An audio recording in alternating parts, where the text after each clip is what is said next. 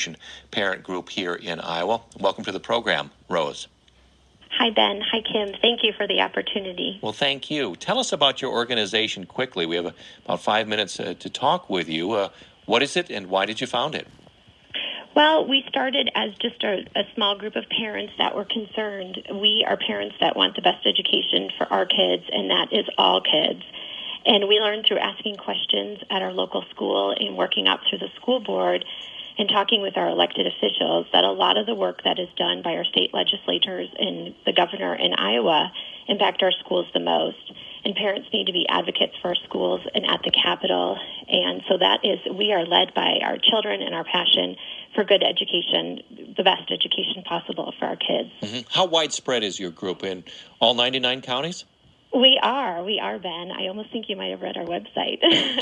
We have representation in all 99 of our counties, and social media has really helped us spread our message, and people have been incredibly responsive, and not just parents, but community members and business owners, because it's a common good that we have, that we educate all of our children. It's our civic responsibility, and so it's a really easy thing to get onto. I understand, Rose, that you and your family moved to Iowa from Illinois, and Iowa's strong public school tradition was a factor in that move.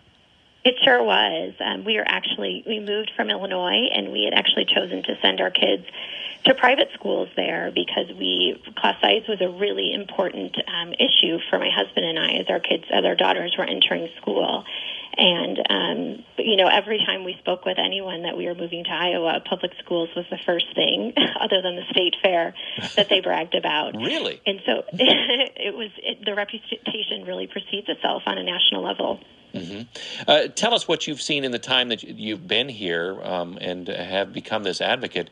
What is your reaction to what we're talking about today? The fact that over the past 10 years, nearly $500 million in public money has gone to support private schools and homeschool programs. Well, I have to say that I am an incredibly proud public school parent. We have 3 daughters. One is in elementary, one is in middle, and one is in high school.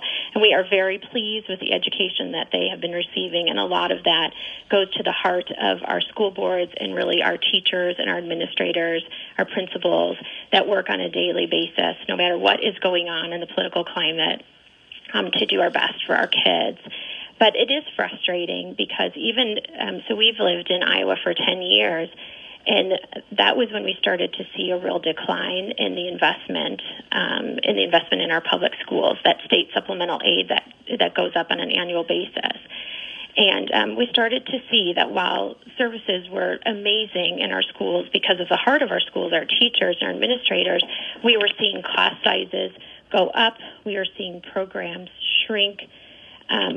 Even this year, I know some kids that have to take a study hall in high school because they don't have a class for them. I know kids that are spending an hour plus on the bus to get to their schools. We know schools that are being consolidated. Right, and these changes, we're just losing money. And these changes, you're saying in part is because of funding otherwise going to private and homeschooling. You could look at that as definitely as a source of it.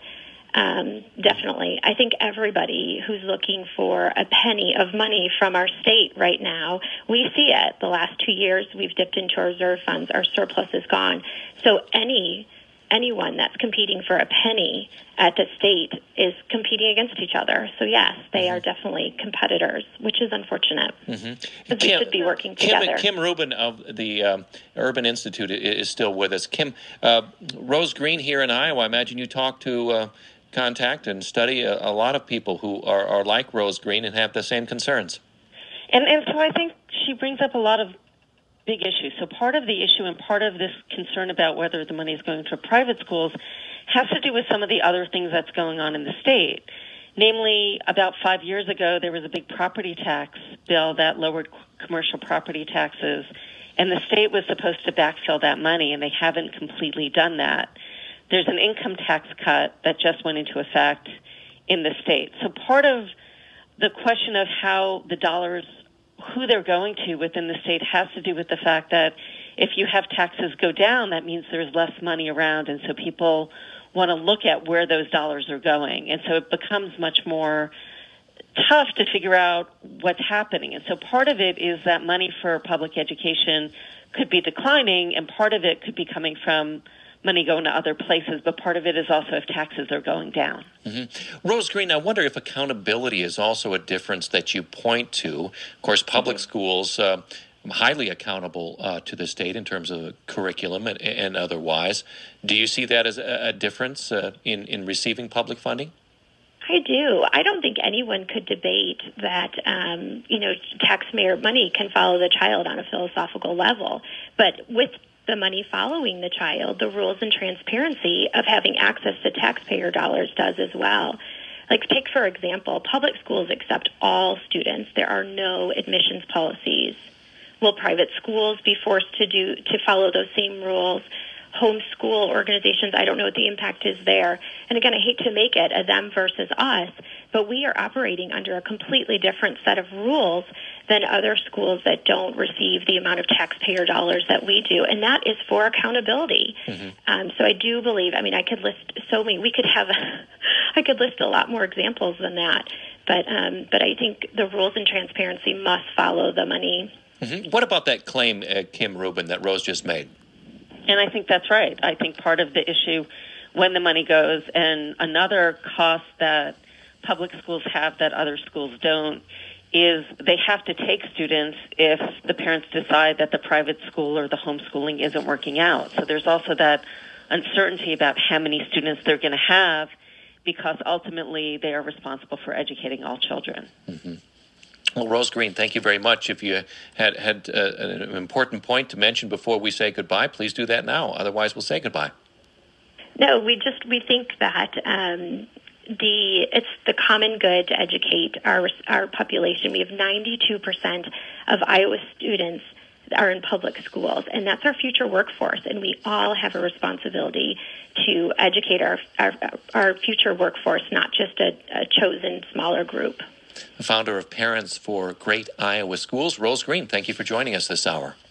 Thank you so much, Ben, and to Kim, too. It's River to River from Iowa Public Radio News.